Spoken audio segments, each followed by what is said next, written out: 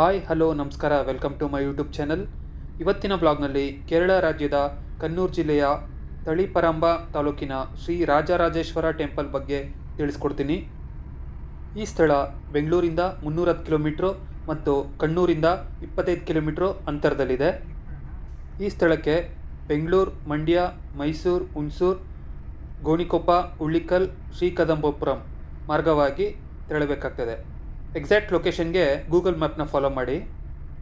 ದಸರಾ ಹಬ್ಬದ ಪ್ರಯುಕ್ತ ಮೈಸೂರಿನ ರಸ್ತೆಗಳು ದೀಪಾಂಕಲರಗಳಿಂದ ಕಂಗೊಳಿಸುತ್ತಿದ್ದವು.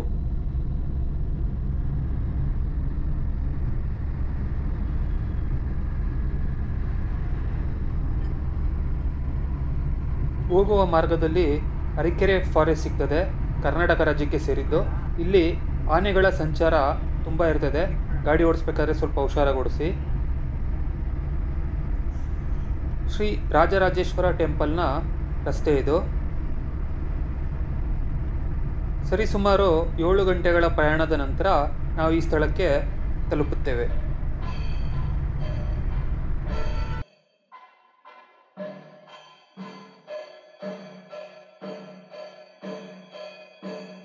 ದೇವಸ್ಥಾನದ ಮುಖ್ಯ ದ್ವಾರ ಇದು.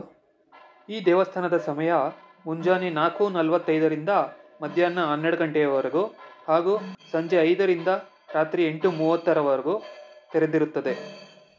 ಈ ದೇವಸ್ಥಾನದಲ್ಲಿ ಅನ್ಯ ಧರ್ಮೀಯರಿಗೆ ಪ್ರವೇಶ ಇರುವುದಿಲ್ಲ.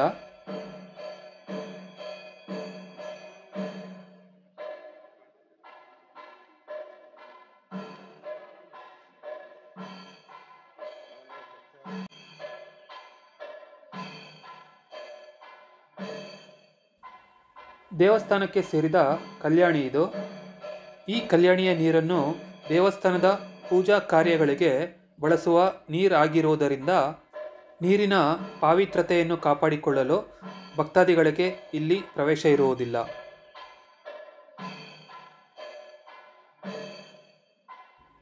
ಇದು ಗರ್ಭಗುಡಿಗೆ ಪ್ರವೇಶಿಸುವ ಮುನ್ನ ಸಿಗುವ 2ನೆಯ ಪ್ರವೇಶ ದ್ವಾರ.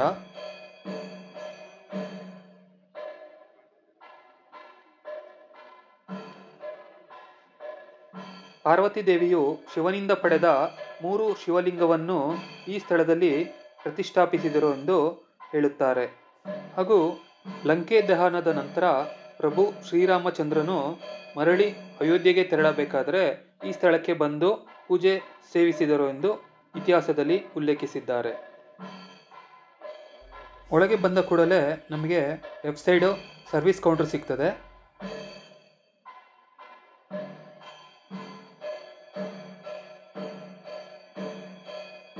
ಹಾಗೂ ಇದರ ರೈಟ್ ಸೈಡ್ಗೆ ಲಗೇಜ್ ಕೌಂಟರ್ ಸಿಗ್ತದೆ. ಗರ್ಭಗುಡಿ ಇರೋ ಸ್ಥಳದ ಒಳಗೆ ಮೊಬೈಲ್ ಪ್ರವೇಶ ಇರುವುದಿಲ್ಲ. ಹಾಗಾಗಿ ಲಗೇಜ್ ಅಥವಾ ಮೊಬೈಲ್ ಏನೇ ಇದ್ದರೂ ಇಲ್ಲಿಯೇ ಸರೆಂಡರ್ ಮಾಡಿ ಹೋಗಬೇಕು. ಈ ದೇವಸ್ಥಾನದಲ್ಲಿ ಭಕ್ತಾದಿಗಳಿಗೆ ಕಟ್ಟುನಿಟ್ಟಿನ ನಿಯಮಗಳಿವೆ. ಅದರಲ್ಲಿ ಮುಖ್ಯವಾಗಿ ಗಂಡಸರು ಪ್ಯಾಂಟ್, ಶರ್ಟ್, ಬನಿಯನ್, ಬರ್ಮುಡಾ ಯಾವುದೇ ರೀತಿಯ ಅಂಗಿಗಳನ್ನು ಧರಿಸುವಂತಿಲ್ಲ. ಪಂಚೆ, ಶಲ್ಯ ಮಾತ್ರ ಧರಿಸಬೇಕಾಗುತ್ತದೆ. 4 ವರ್ಷದ ಕೆಳಗಿರುವ ಮಕ್ಕಳಿಗೆ ಈ ದೇವಸ್ಥಾನದಲ್ಲಿ ಪ್ರವೇಶ ಇರುವುದಿಲ್ಲ. ಹಾಗೂ ಸಂಜೆ 7:15ರ ಪೂಜೆಯ ನಂತರ ಮಾತ್ರ ಇಲ್ಲಿ ಮಹಿಳೆಯರಿಗೆ ಪ್ರವೇಶ ಇರುತ್ತದೆ. ಅದು ಸಹ ತುಪ್ಪಾಮೃತದ ಸೇವೆಯ ಜೊತೆಗೆ.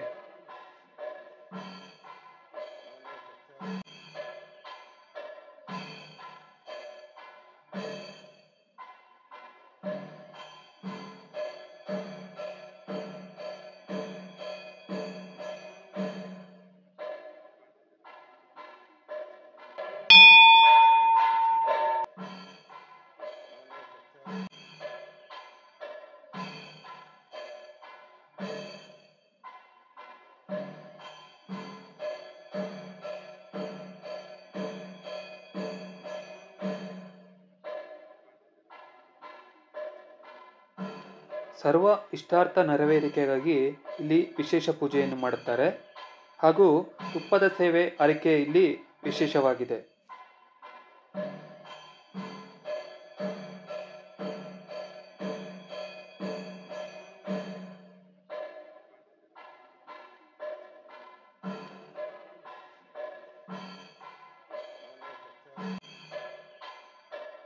ಈ ಈ 7-15ರ ಪೂಜೆಯ ನಂತರ ಪ್ರದಕ್ಷಿಣೆ ಹಾಕುವುದಕ್ಕೆ ಇಲ್ಲಿ ನಿಷೇಧವಿದೆ.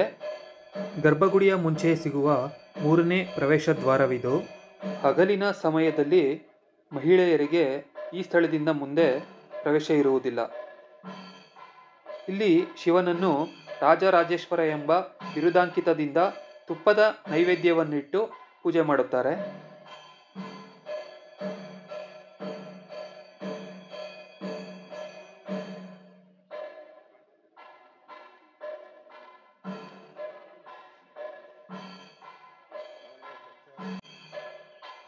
ಹೊರಗಡೆ 14 ಅಡಿಯ ಶಿವ ಪ್ರತಿಮೆಯನ್ನು ನಿರ್ಮಿಸಿದ್ದಾರೆ.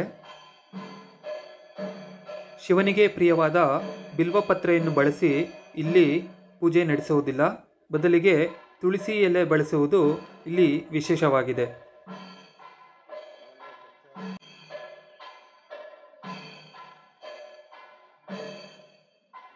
ಈ ದೇವಸ್ಥಾನವು ಕೇರಳದಲ್ಲಿದ್ದರೂ ಕೂಡ ಹೆಚ್ಚಿನ ಪ್ರಮಾಣದಲ್ಲಿ ಕನ್ನಡವನ್ನು ಬಳಸಿದ್ದಾರೆ.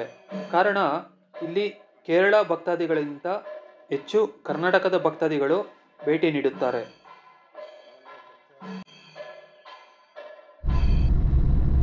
ಈ ಸ್ಥಳದಿಂದ ಸುಮಾರು 14 ಕಿಲೋಮೀಟರ್ ಅಂತರದಲ್ಲಿ ಮಡಾಯಿ ಕಾವು ಶ್ರೀ ಭಗವತಿ ದೇವಸ್ಥಾನವಿದೆ.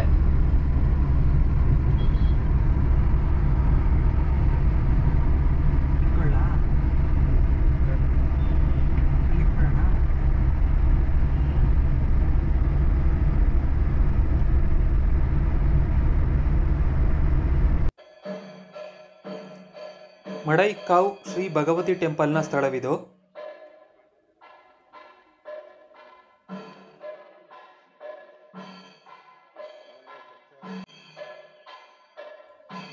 ಹಾಗೂ ಇದು ಅದರ ಮುಖ್ಯ ದ್ವಾರ. ಪ್ರವೇಶವಾದ ರೈಟ್ ಸೈಡಿಗೆ ನಮಗೆ ಸರ್ವಿಸ್ ಕೌಂಟರ್ ಸಿಗುತ್ತದೆ.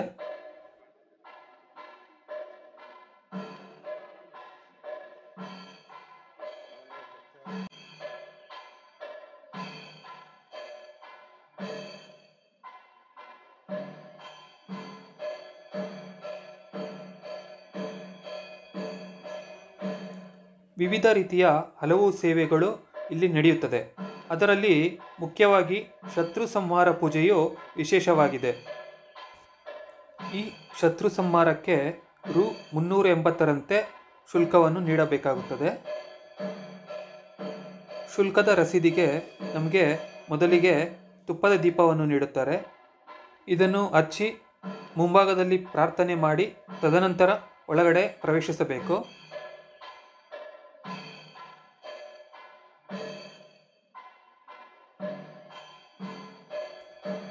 ಒಳಗಡೆ ಗರ್ಭಗುಡಿಯಲ್ಲಿರುವ ಶ್ರೀ ತಿರುವಾರಕಟ್ಟು ಕಾವು ಭಗವತಿ ತಾಯಿಯ ವಿಗ್ರಹವಿದು.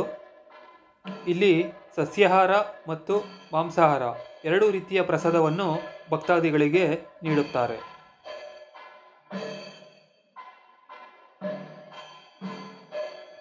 ದರ್ಶನದ ನಂತರ ಪ್ರಸಾದವನ್ನು ಪಡೆದು ಹಾಗೂ ಅದನ್ನು ಸೇವಿಸಿ ಹಿಂತಿರುಗಿದೆವು.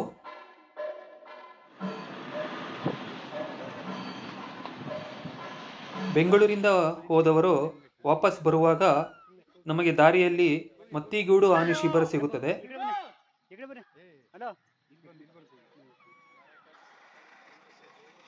ಈಗ ನೋಡ್ತಿರುವುದು ದಸರಾದಲ್ಲಿ ಪಾಲ್ಗೊಂಡ ಭೀಮಾ ಆನೆ. ಇಲ್ಲಿ ಪ್ರವಾಸಿಗರಿಗೆ ಬೆಳಗ್ಗೆ 9ರಿಂದ 10:30ರವರೆಗೆ ಹಾಗೂ ಸಂಜೆ 4ರಿಂದ 5:30ರವರೆಗೆ ವೀಕ್ಷಣೆಗೆ ಸಮಯವನ್ನು ನಿಗದಿಪಡಿಸಿದ್ದಾರೆ. ಇದರ ಶುಲ್ಕ ವಯಸ್ಕರಿಗೆ 100 ರು ಅಂತೆ ಹಾಗೂ ಮಕ್ಕಳಿಗೆ 50 ರು ಅಂತೆ ನಿಗದಿಪಡಿಸಿದ್ದಾರೆ. ನನ್ನ ಈ ವಿಡಿಯೋ ಇಷ್ಟ ಆಗಿದ್ದರೆ ಲೈಕ್ ಮಾಡಿ, ಶೇರ್ ಮಾಡಿ ಹಾಗೂ ಸಬ್ಸ್ಕ್ರೈಬ್ ಮಾಡಿ. ಮತ್ತೆ ಇನ್ನೊಂದು ವಿಡಿಯೋಲಿ ಸಿಗೋಣ. Thanks for watching. ಅಲ್ಲಿಯವರೆಗೂ ಟೇಕ್ ಕೇರ್. Good bye.